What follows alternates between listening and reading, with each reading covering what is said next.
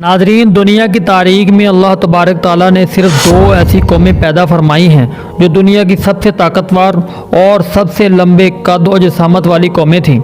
तो इस तरह की कोई कौम अल्लाह तबारक ताला ने पैदा ही नहीं की और ना ही इनकी ताकत का कोई मद्दे मुकाबल था, और इस कौम के कद पहाड़ों की तरह थे।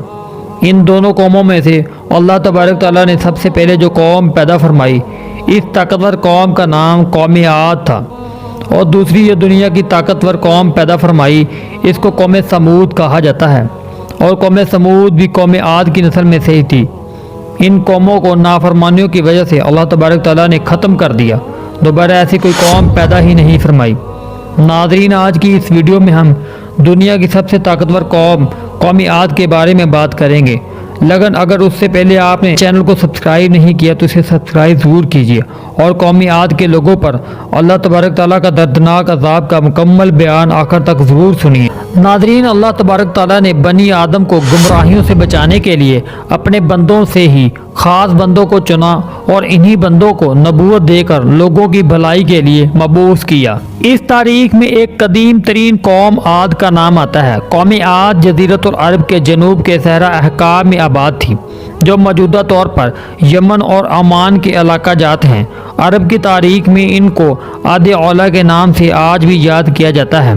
दरअसल आद हज़रत नूह अलैहिस्सलाम की नस्ल में से एक आदमी था, जो नूह अलैहिस्सलाम के बेटे साम की औलादों में से था। उस आदमी ने जनूब के इलाका जात में सकूनत इख्तियार कर ली और एक अजीम तरीन कबीला की बुनियाद रखी, जो कि दरअसल कौम आद बनी। तारीख में यह कौम कद जसामत, ताकत और उम्र के लिहाज से दुनिया की सबसे बड़ी कौम थी। इनकी उम्रें 900 से 1000 साल तक थी। ये लोग बहुत मजबूत जान हुआ करते थे। वो लंबे लंबे दरख्तों और पहाड़ों को उखाड़ दिया करते थे, और वो लोग ऊंचे ऊंचे पहाड़ तराश कर खूबसूरत महल्लात बना लेते थे, जो उस ज़माने की सबसे बड़ी फनकारी थी, और कौम आद इस फनकारी में बेमिसाल थी। ये कौम माशी तौर पर बहुत खुशहाल थी। अल्लाह तबारक ताला ने इनके इलाकों को बहुत ज़्यादा नेमतों से नवाजा हुआ था। इनके लोग बहुत ज़्यादा ताकतवर थे, लिहाजा इन्हें बाहरी दुश्मनों का कोई खतरा न था। मगर ताकत और नाफरमानी और हाकिमियत के नशे में यह कौम गरूर और गफलत में मस्त हो गई, और ज़मीन पर ही फसाद का फितना फैलाने लगी। मुतकब्बर और जाबर लोगों को कौम आद के लोगों ने अपने सरदार चुन लिया था। कौम आद के लोग बुत परस्ती समेत बड़े बड़े गुनाहों में मुब्तला हो गए और अल्लाह तबारक ताला की रज़ात के इनकारी हो गए।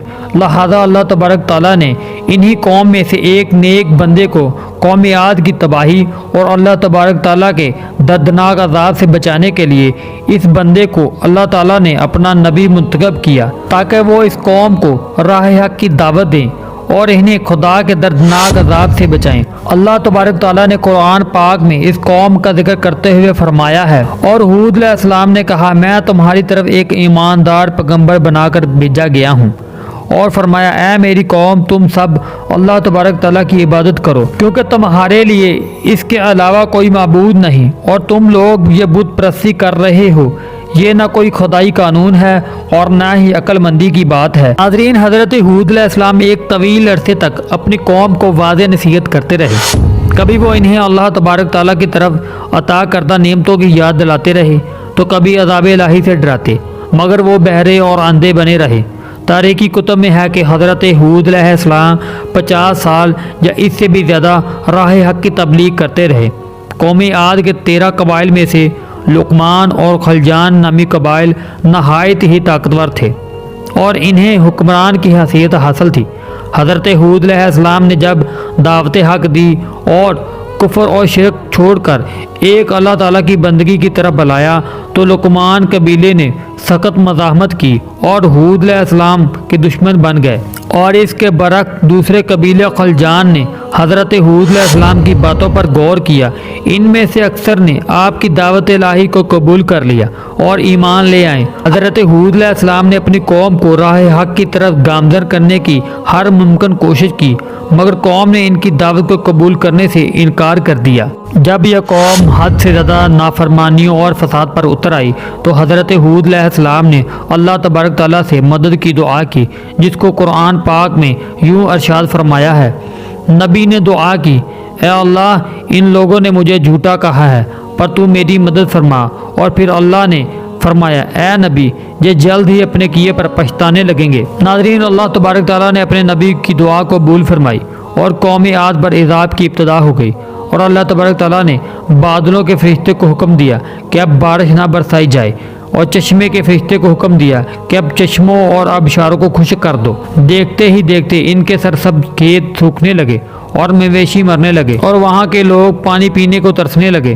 پوری قوم خشک سالی کا شکار ہو کر بدحال اور پریشان ہونے لگی۔ یہ سلسلہ 3 سال تک جاری رہا۔ قوم عاد کی یہ حالت دیکھ کر حضرت ہود علیہ السلام افسردہ اور پریشان رہنے لگے اور اپنی قوم سے کہنے لگے تم اپنے اللہ تبارک تعالیٰ سے بخشش مانگو اور اپنے خدا کے آگے توبہ استغفار کرو، اور وہ خدا تمہارے لیے آسمان سے بارش کو نازل فرمائے گا۔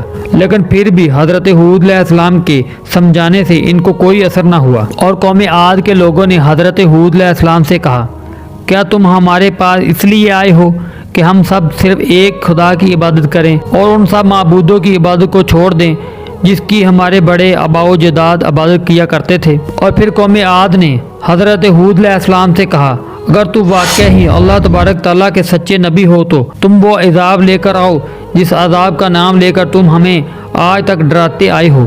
حضرت ہود علیہ السلام نے کہا اب تو یہ طے ہو گیا ہے، تمہارے رب کی طرف سے تم لوگوں پر قہر الہی نازل ہو جائے اور عذاب آ جائے، لہذا اللہ تبارک تعالیٰ نے ایک تیز طوفان اس نافرمان قوم عاد کی طرف بھیج دیا۔ یہ طوفان 7 دنوں تک چلتا رہا اور ان کے محلات کو زمین بوس کر دیا۔ ہزاروں سالوں سے رہتی ہوئی وہ قوم خاکسار ہو گئی، اور اللہ تبارک تعالیٰ کے اس عذاب سے حضرت ہود اور ان پر امان لانے والے نجات پا گئے، اور اس طرح اللہ تبارک تعالیٰ نے اس نافرمان قوم عاد پر اپنا دردناک عذاب مسلط کر کے صفحہ ہستی سے ختم کر دیا۔ ناظرین، اگر ویڈیو اچھی لگی ہے تو اسلامی چینل کو سبسکرائب ضرور کیجیے۔